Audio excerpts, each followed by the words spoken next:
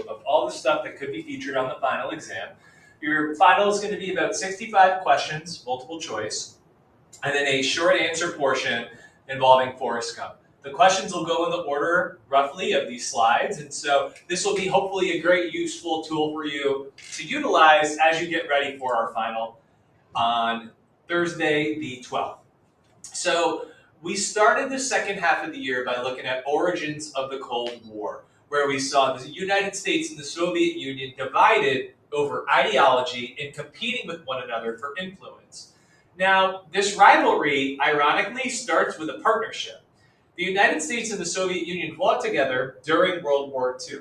When the Nazis attacked Great Britain, France, and the Soviet Union, the United States jumped in and became the arsenal of democracy, where the U.S. sold weapons to European countries in order to stave off the Nazis. This came through two different programs, Cash and Carry and Lend-Lease. And both of these programs helped serve to try and limit the ability of the Nazis to defeat these powers who were, for a time, unable to keep up with the Nazis in their blitzkrieg.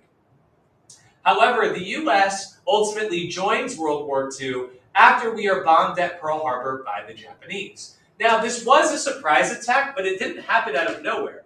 The U.S. had cut Japan off from steel and oil in order to prevent the Japanese from continuing their takeover of China.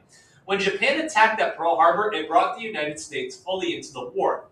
After Pearl Harbor, the United States utilized a program called Japanese Internment, where after the President Franklin Delano Roosevelt passed Executive Order 9906, the United States enters a period where Japanese citizens were rounded up, had to move into these areas which were fenced in, and prevented them from being able to basically live out their lives as normal. And this was out of fear that the Japanese would serve as spies. Now you'll notice a lot of the people were moved from these areas on the coast to the middle of the country, right, or more inland.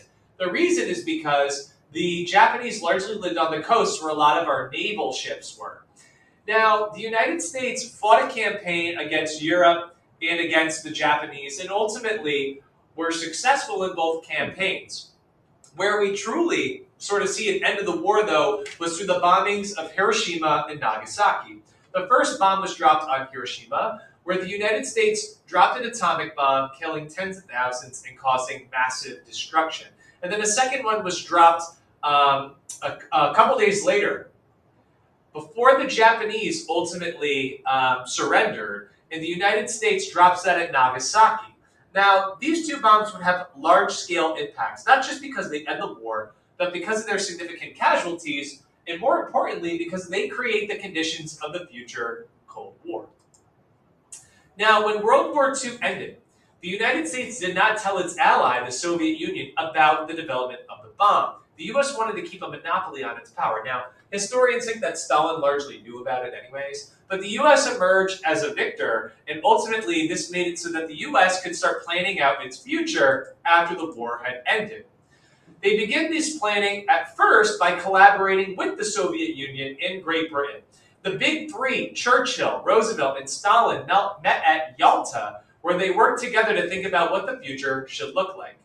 The problem is that after Roosevelt dies, the U.S. takes a much hard-line stance against communism. Now, communism is the ideology of the Soviet Union, where the government has lots of control over most industries, making it so that the people have less freedom economically and, as far as we're concerned, socially as well in some cases, as it played out in the Soviet Union. Now, the U.S. feared that if the Soviet Union was able to spread their ideology around the world, including Asia, Europe, Africa, or South America, that the U.S. could lose a lot of its allies. And so thus, we enter this era called the Cold War, which was fundamentally about the division around capitalism and communism. Now, after World War II ended, one of the big fears was that Europe could very much be communist. This is because they had millions of casualties. A lot of their factories had been bombed out, and Europe had lost a lot of its farms. And so with all the poverty that we're seeing in Europe, the worry was that they might turn to communism if the United States doesn't do something to help them. And this is where the United States starts developing plans for containment. In order to contain communism to where it was, the U.S. wanted to help vulnerable nations through the Truman Doctrine. Truman, the president at the time, wanted to contain communism by providing aid to countries that were vulnerable and could potentially become communist. Now, another policy that went along with the Truman Doctrine was the Marshall Plan, where the U.S. gave out hundreds of thousands of dollars, millions of dollars, maybe even billions, to countries around the globe who they feared, if they continue to struggle with poverty, would turn to communism as their big solution. Now, after World War II ended, the U.S. divides up a couple places, including Berlin.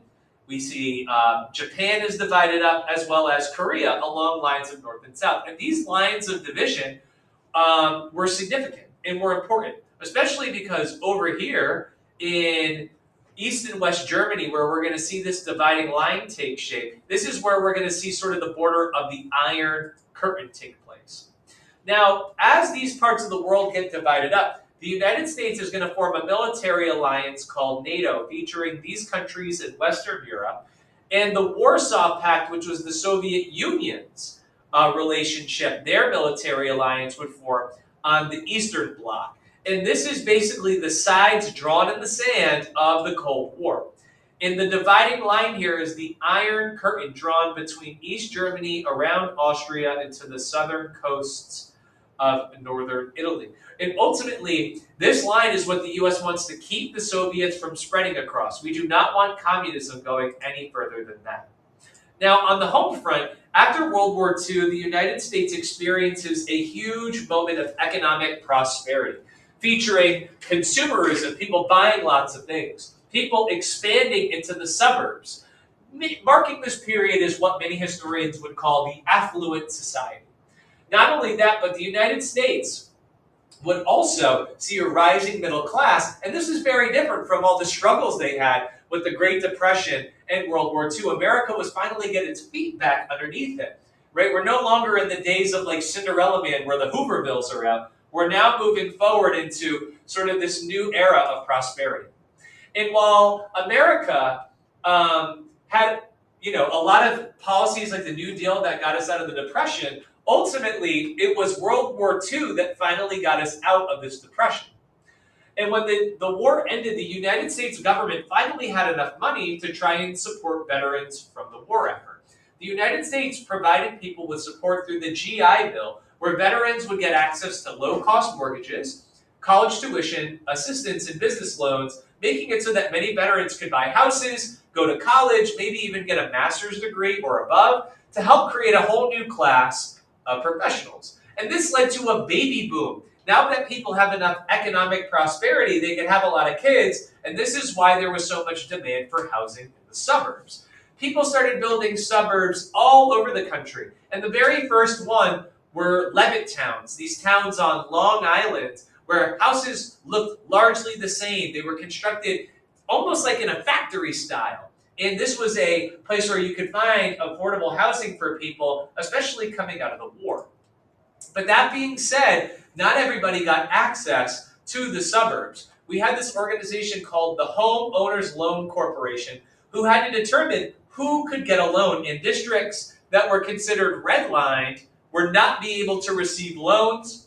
And this is largely where Black folks and immigrants lived. And this creates a racially and economically disparity in communities, right? Only some people could get access to these suburbs and these loans, which were making housing very affordable. Now, because of this, within the suburbs, we're going to see that a lot of people live the same life and have similar lifestyles. Not only did the houses look the same, but the people tended to look the same. And this uniformity in housing styles and lifestyles and fashions goes along with this idea of conformity, where everybody sort of lives to the same sort of standard and lives things in the same way.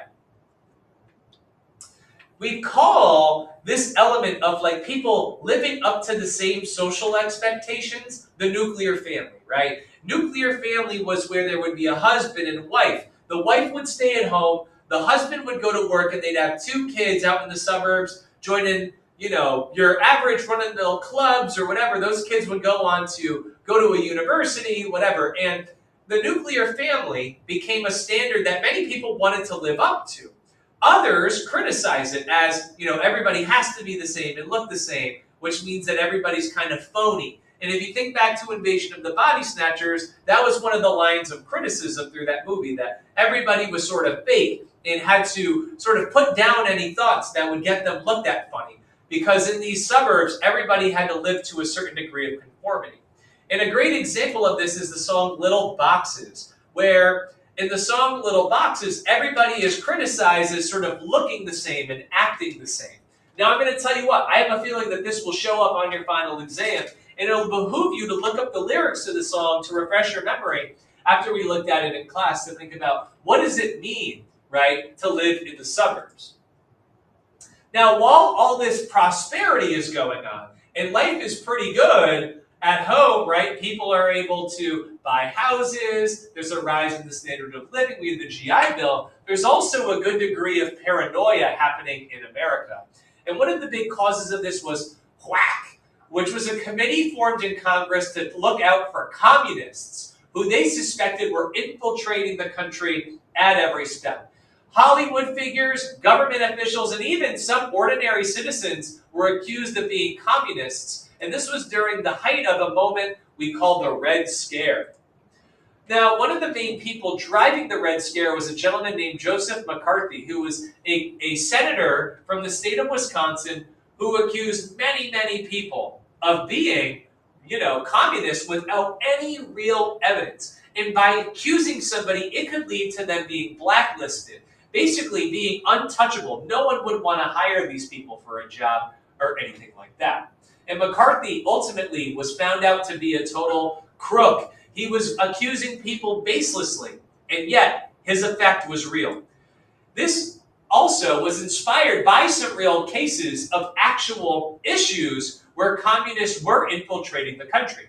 For example, Julius and Ethel Rosenberg were convicted of spying for the Soviet Union by getting access to secret recipes for building the atomic bomb. Now, this couple was executed for their crimes, but their trial is what helped lead the Red Scare to really go crazy. Now, in schools, we had kids who were having to do duck and cover drills in case a nuclear attack were to happen. And this also created big fears of paranoia. We see that in this moment, even little kids are sort of impacted by this fear of international conflict during this time period. As a result, some families built fallout shelters in their backyards just to protect themselves from an imminent nuclear strike. Cities planned for mass evacuations, and people had plans in case this Cold War turned hot. And the moment in which this almost occurred was during the Cuban Missile Crisis, where the United States discovered that the Soviet Union was storing nukes in Cuba. And the United States had this standoff for nearly 13 days, where the Soviet Union and the US were at a very, very threatening moment, where at any moment, if somebody pressed the button, that could have been the end of the world, right? And the Cuban Missile Crisis was this big moment of fear. Now, ultimately, it ended up with a stand-down where the US withdrew its bombs from Turkey, and the Soviet Union withdrew its bombs from Cuba. But at the end of the day, the Cuban Missile Crisis was one of the most terrifying moments of the ultimate Cold War, and a very scary moment in US history. Now, the Cold War is called cold because there wasn't much conflict between the Soviet Union and the United States. It actually occurred where US soldiers are firing at Soviets. But there were proxy wars where the United States fought against communist forces that represented the Soviet Union. And we would see that in the Korean War. We have to remember that before World War II, Korea was just Korea. It was one country. But when Japan invaded China and bombed Pearl Harbor, they also invaded Korea. And when Japan occupied Korea, they did horrible things there, leaving the country in a really, really terrible situation. This meant that the Soviet Union and the United States would have to divide the country to basically run things while Korea went into recovery. Now, Korea was divided at the 38th parallel, and the North Koreans were backed by the Soviet Union, and the South was backed by the United States. Kim Il-sung, the grandfather of Kim Jong-un, was a pro-communist dictator, and in the South, Syngman Rhee was the United States dictator who they supported. Now, Years earlier, China had its own communist revolution, and this led to Mao Zedong to be in power. Now, if you'll notice here, North Korea is right next to China, and China wanted to help North Korea spread communism. So in 1950, the North, the communists, invaded South Korea. This made it so that the United States had to intervene when they sent troops all the way over to Korea to fight in this war. Now, this war was a long war. It ended in a stalemate. Not one side could end up winning. And so ultimately, North and South Korea ended the war, technically, but there's never been a real peace treaty. In fact, technically, North Korea and South Korea are still at war, which is kind of unbelievable. Now, North and South Korea are still divided, and if you know anything about North Korea, they have a very strong dictatorship there, which is, again, a legacy of the Cold War and the Korean War. And at the end of the war, they drew a line at the 38th parallel, where ultimately the demilitarized zone still divides the country. Now, South Korea would not become communist, so this signaled kind of the victory for the United States in a way. Now, we fought the Cold War in many different ways, but one of the weirder ways that the United States fought the Cold War was through the space race. The space race was a moment in which the United States wanted to win a propaganda and science war against the Soviet Union, who had made some early leaps in technology during this time period. The first big win for the Soviet Union was the launch of Sputnik. Sputnik just means satellite. And Sputnik was launched by the Soviet Union in 1957. Basically what it did was it transmitted a beep up to the Soviet Union, right, the Russian radio stations. And the United States sees this as a big threat because if they're able to launch, say, a satellite into space, could they launch a nuke? Whatever else. Not only that, but a month later, Sputnik 2 was launched, where they launched the first living being into space, Laika, this doggy here, who dies on the mission, but it signaled that ultimately the Soviet Union might be able to launch people. And sure enough, Yuri Gagarin would be the first man launched into space, which was an incredible feat of technology, innovation, and bravery. Yuri Gagarin was able to, sort of explore just and do a little orbit around the world, I should say, and survived. And this was a big victory for the Soviet Union. So the U.S. had to find ways to try to sort of jump the Soviet Union. And that would ultimately happen with the Apollo missions, where the United States became the first country to successfully land on the moon. Neil Armstrong, Buzz Aldrin were the first two gentlemen to land on the moon. And when Neil Armstrong landed on the moon, he said, "That's one small step for man, one giant leap for mankind." This ultimately signaled to many Americans that the U.S. had won the space race, though there is no one definitive moment that historians claim was the actual winning. But that being said, this moment was a huge moment of technological superiority, advancing space exploration, investments in science, and so the space race was a big part of the Cold War.